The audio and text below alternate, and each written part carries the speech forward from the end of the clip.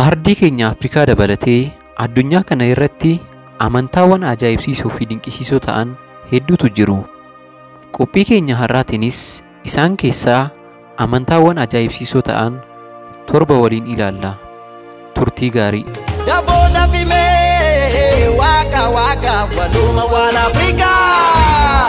Tokkoffaa, amantaa Yuutaaniiziyaa. Namoonni hedduun waa'ee amantaa kanaa ajaa'ibamoo irra darbanii kun amantaa osoo hin ta'in poolitikaa fi dhiphinni addunyaa kanaa wanta fideedha jedhanii yoo mormaniyyuu, amantaan kun garuu manni amantaa dhaabbatee fi namoonni hedduun duuka bu'aa jiru. Amantaan namoota hedduu ajaa'ibsiise kunis akkana jedhee tamana. Baay'inni uummata addunyaa haala kanaan dabaluun isaa rakkinoota akka lolaa, cubbuu, waljibbiinsaa fi walqoodinsaaf karra baneera. Kanaaf furmaanni tokkichi namni addunyaa kana jaallatu addunyaa kana oolchuuf jecha of ajjeesuu qaba jedhanii barsiisu. Haala kanaanis namoonni amantaa kana hordofan ofiif jiraachaa, namoonni biroon ammoo akka of ajjeesaniif barsiisaa oolu. Lallabaan amantaa kanaa isin bira dhufuudhaan akkana isiniin jedha. Addunyaan kun kan akkanatti babbadde sababa namoota akka keetiini.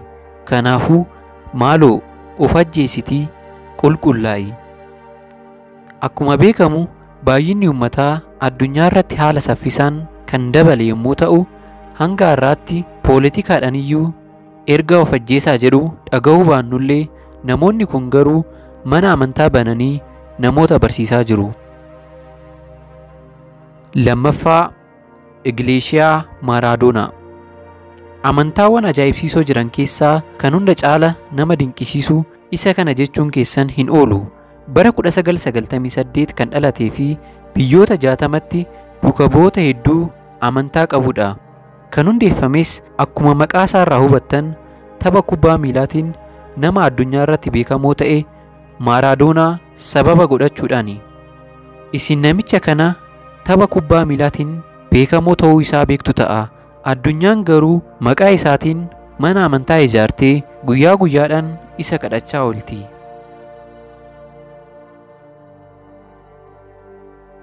Sadaffaa, Presbiteeriyaanizim. Amantaan kun immoo kan hundaa'e isaan kaanirraa haala nama ajaa'ibsiisuuni.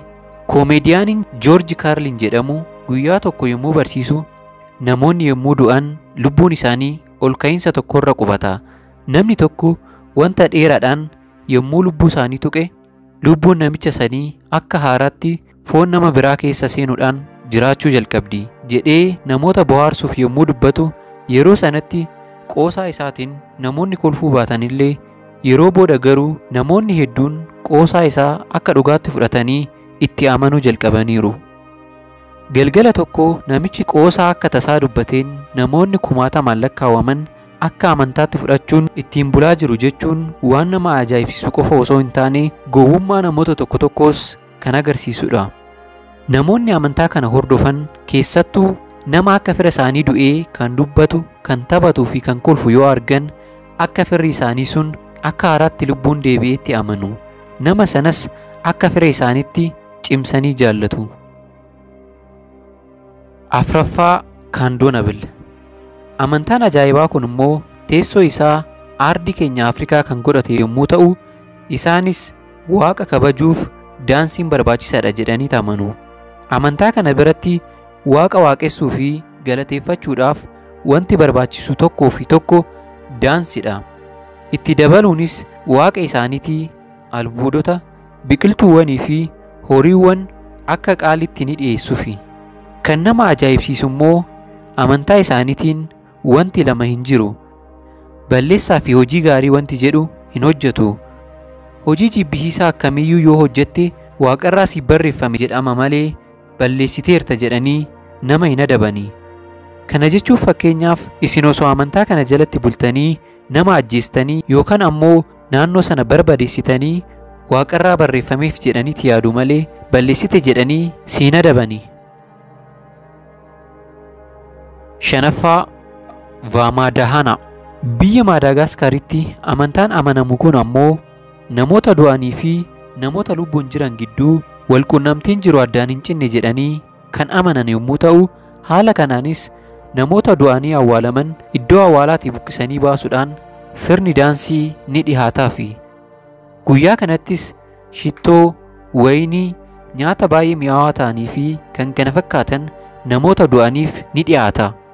Lafee namoota du'anii baatanii guyyaa guutuu erga shubbisaa oolanii booda toora galgalaa wayyaa ittiin maramanii awwaalaman irraa hiikuudhaan akka isaan eebbisan taasisu.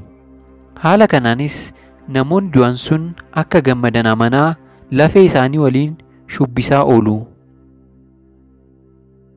Jaaffaa, asuma ardii keenya Afrikaa biyya Giinii keessatti amantaa kana jedhamee waamamu qabaachuu baatanis dhiironni qaama isaanii kukkutanii hanga ciniinnaa naachaa fakkaatutti mummuruudhaan sirna qulqulluu isaanii ta'ee ittiin bulu. Gosoonni kunis uumamuu keenyaaf sababa kan ta'an naacha waan ta'aniif ciniinnaan isaanis akka waamama hafuuratti lakkaawama jedhanii amanu. Haala kanaanis dhiironni sirna kanaaf qophaa'an of qopheessanii gara sirnichaatti adeemu. Itti aansuunis beektonni dhufanii qarqara gogaa naachaan qaama isaanii rukuchaa hanga qaamni isaanii naachaan waan nyaatame fakkaatutti ni reebu.